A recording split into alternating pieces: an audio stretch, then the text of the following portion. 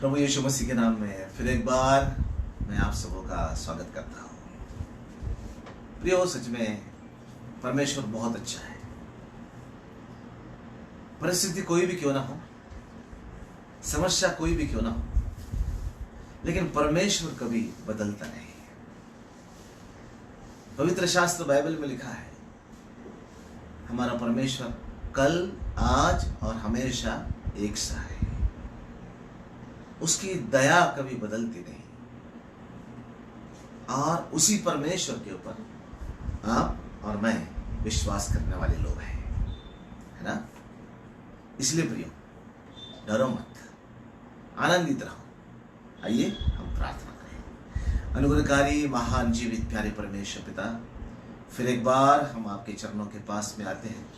हम हृदय से आपको धन्यवाद देते प्रभु, आपकी स्तुति करते कि आपने हमको सुरक्षित रखा है, हमको संभाला है प्रभु, हम सबों को जीवित रखा है और आपके वचन को सुनने का अवसर आपने हम सबों को दिया है। प्यारे प्रभु, सुनने वाले मेरे सभी भाई बहनों को तेरे सामर्थ्यशाली हाथों में हम सौंप देते हैं।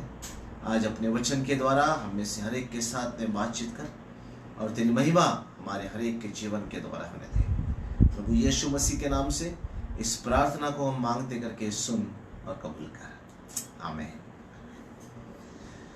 फिर एक बार आपके घर में आकर के आप सबों के साथ में बातचीत करते हुए मैं बहुत आनंदित हो गया। क्या सौभाग्यशाली हम लोग हैं कि अपने घर में बैठे बैठे हम परमेश्वर के वचन को सुन सकते हैं।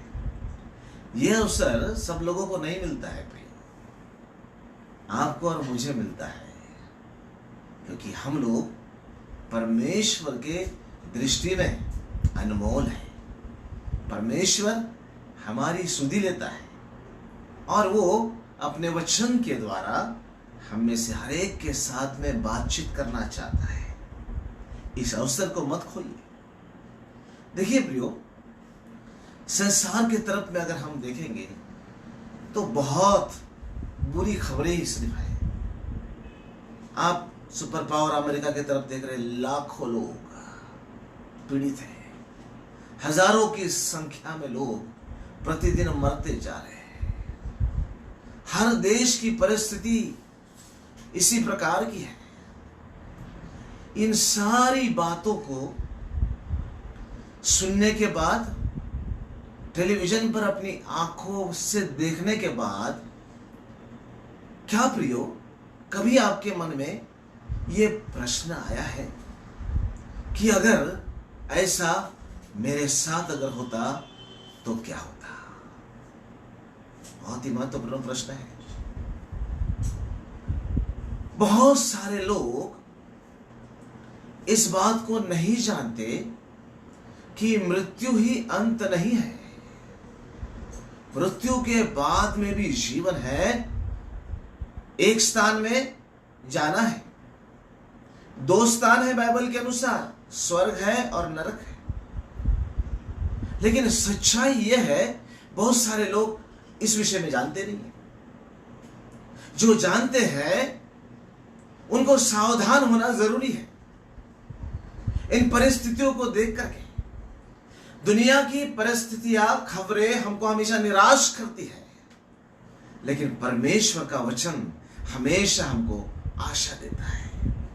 इसलिए परमेश्वर हमको यह अवसर देता है प्रियो, हम अपने जीवन के बारे में सोचें, हम दूसरों के जीवन के बारे में सोचें, हमारे भविष्य के बारे में हम सोचें और अपने भविष्य को हम परमेश्वर के हाथों में समर्पित करें। इसका सबसे अच्छा तरीका अगर कोई होगा, प्रभु के चरणों में आकर के उसके वचन को पढ़ना और उससे प्रार्थना करना। कल हमने याबेश की प्रार्थना के बारे में हमने सुना था और हमने 3-4 बातें देखी कि याबेश कैसा बोलता है परमेश्वर को, हे परमेश्वर मुझे आशीष दे।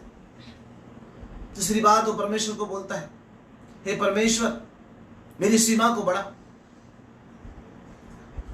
हमने बहुत कुछ इस विषय में कल देखा। परमेश्वर ने उसकी प्रार्थना को सुन लिया, उसकी प्रार्थना का उत्तर दिया। वही आपका और मेरा परमेश्वर है।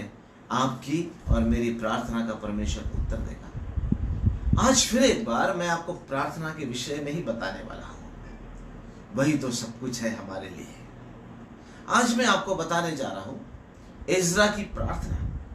लेकिन उससे पहले एक वचन को मैं पढ़ना चाहता हूं जो विलाप गीत की पुस्तक में उसका 3रा अध्याय और 22 पद में इस प्रकार से लिखा है, हम मिट नहीं गए, यह परमेश्वर की महाकरुणा का फल है, क्योंकि उसकी दया अमर है। सुन रहे आप लोग?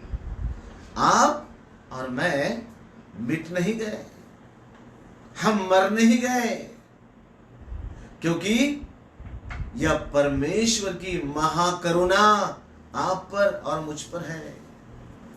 उसका महाकरुणा का फल है परमेश्वर के कि हम मिट नहीं गए, हम जीवित हैं, क्योंकि हमारे परमेश्वर की दया जो है वो अमर है, कभी कम नहीं होती दया।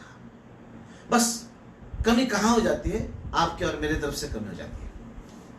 हम लोग सोचते हैं चलो दुनिया में है तो दुनिया की बातों की तरफ में भी ध्यान लगाए। जब दुनिया की बातों की तरफ हम ध्यान लगाएंगे, परमेश्वर की तरफ हमारा ध्यान कम हो जाएगा। इसलिए मेरे प्रियो, हम सावधान रहें, सावधानी के साथ परमेश्वर से हम प्रार्थना करें। विलाप गीत 3:40 में लिखा है, हम अपने चाल चलन को ध्यान से परखें और परमेश्वर की ओर फिरें।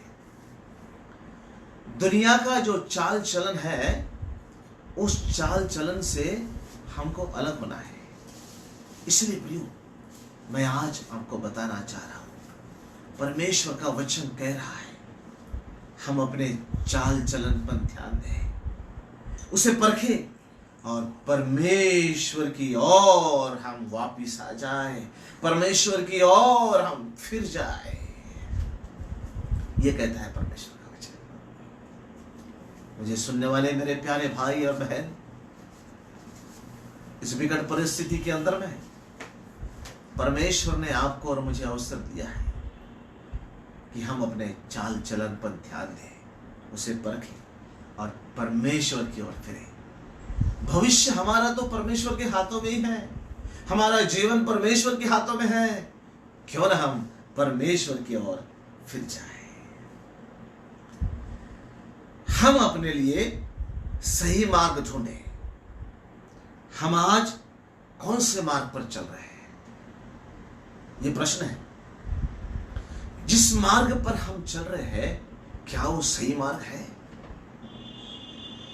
या गलत मार्ग है? ये आपको और मुझे जांचना है। जब हम जांचेंगे प्रियो, तब हमको समझ में आएगा कि हम कौन से रास्ते पर चल रहे हैं। यिर्मयाह की पुस्तक उसका 6 अध्याय 16 पद में इस प्रकार से लिखा है, परमेश्वर यो भी कहता है, सड़कों पर खड़े होकर देखो और पूछो कि प्राचीन काल का अच्छा मार्ग कौन सा है। प्राचीन काल का अच्छा मार्ग कौन सा है? देखिए, प्राचीन काल में परमेश्वर मनुष्य का मार्गदर्शन करता था। मनुष्य परमेश्वर की आज्ञा के अनुसार अपने जीवन को बिताता था और परमेश्वर उनके जीवन की नैया को पार लगाता था। लेकिन आज परमेश्वर का वचन आपके और मेरे पास में आता है, हम परमेश्वर की ओर फिरे और सड़कों पर खड़े होकर देखो और पूछो कि प्राचीन काल का अच्छा मार्ग कौन सा है, उसी में चलो और तुम मन में चैन पाओगे। परमेश्वर के मार्ग में अगर हम चलेंगे, हमारे मन के अंदर में एक चैन आ जाएगा। आज दुनिया की तरफ में देखेंगे प्रियो, लोगों के मन में चैन नहीं है, लोग डरे हुए हैं, वो सोच रहे हैं न जाने क्या होगा। डरो मत प्रियो, समय अभी आने का है।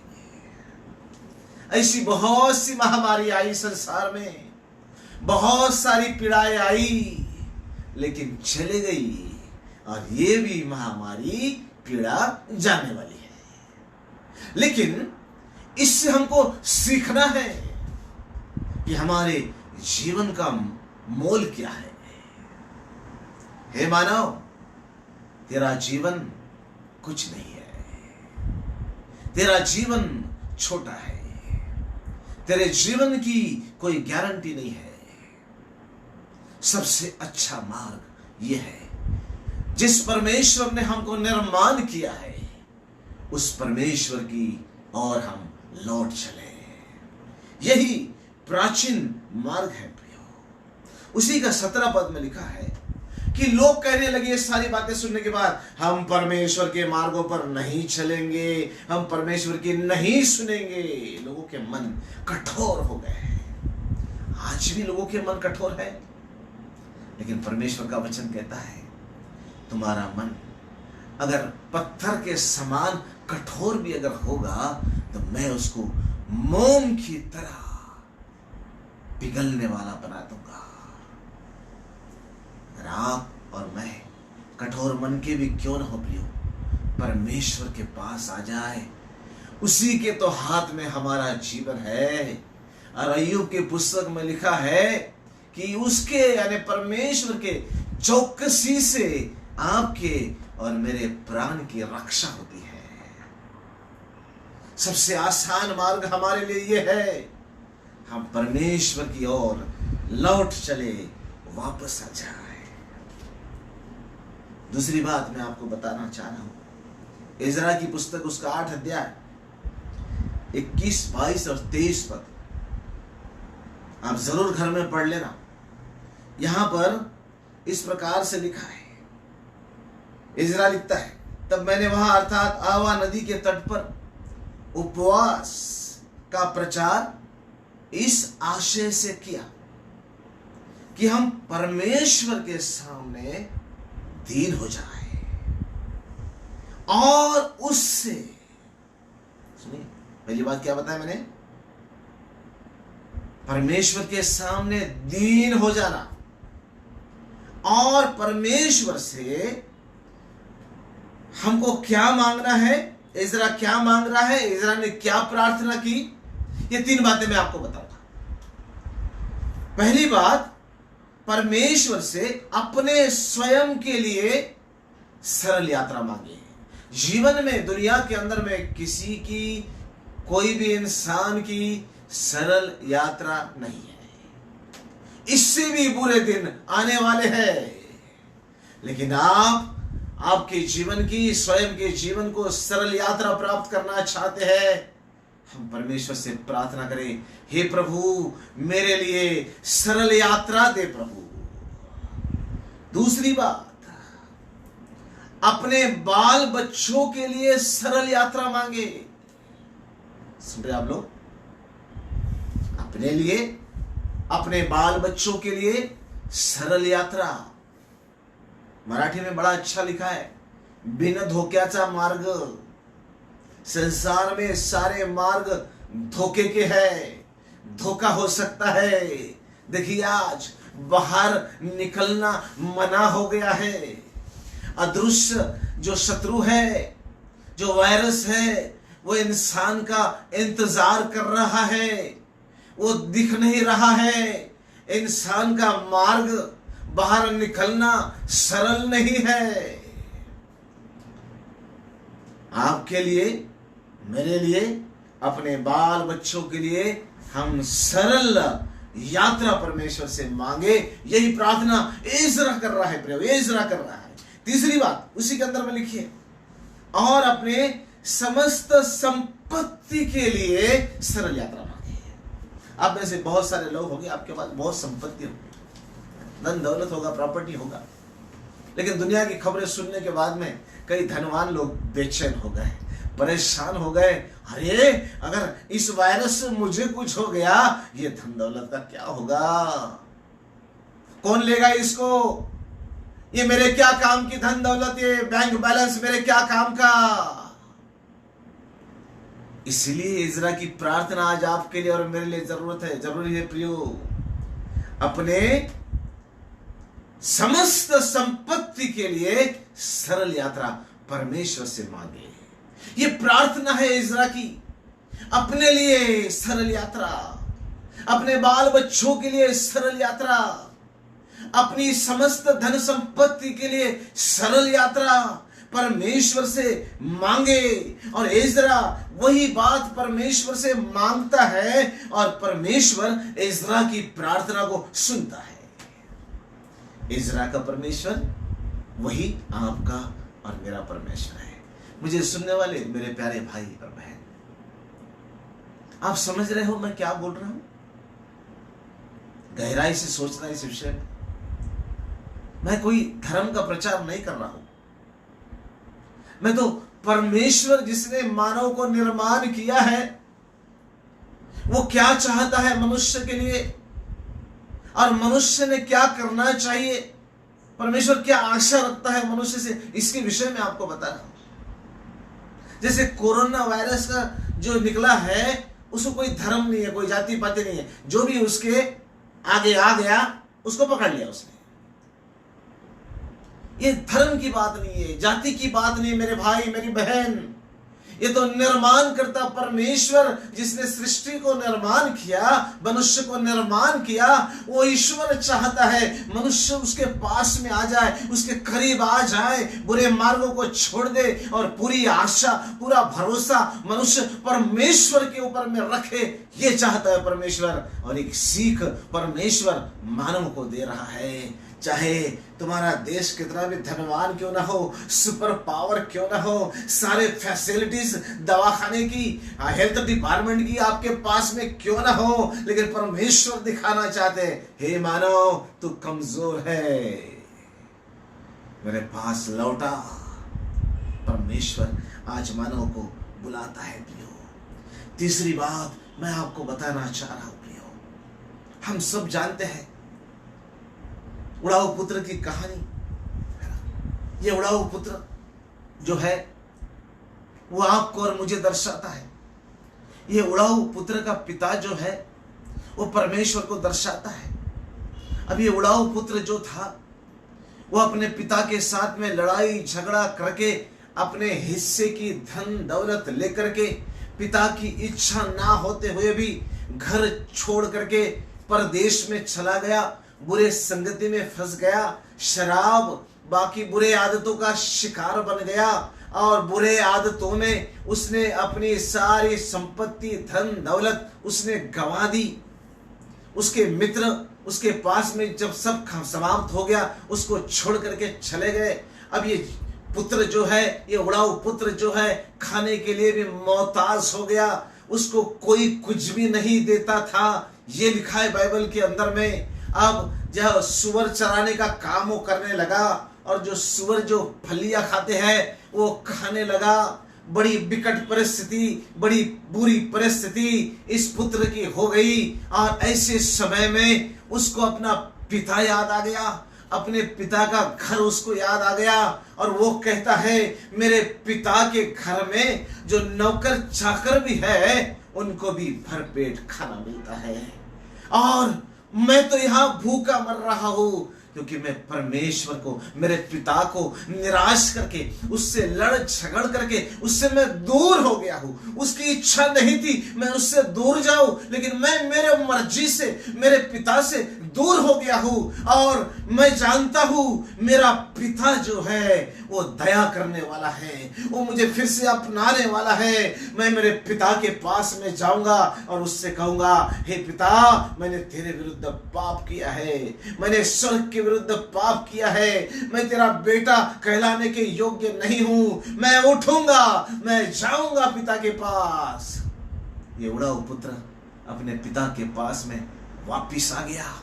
पिता इंतजार कर रहा था, मेरा बेटा जो मुझे छोड़ करके दूर चला गया, मेरी बातों को जिसने नहीं माना वो वापिस आ रहा है। वो रास्ते में देख करके पिता दौड़ते गया, उसको अपने गले उसने लगाया, उसको चुमा, उससे प्यार किया। आपका और मेरा निर्माण करता परमेश्वर भी वैसा ही है प्रियो।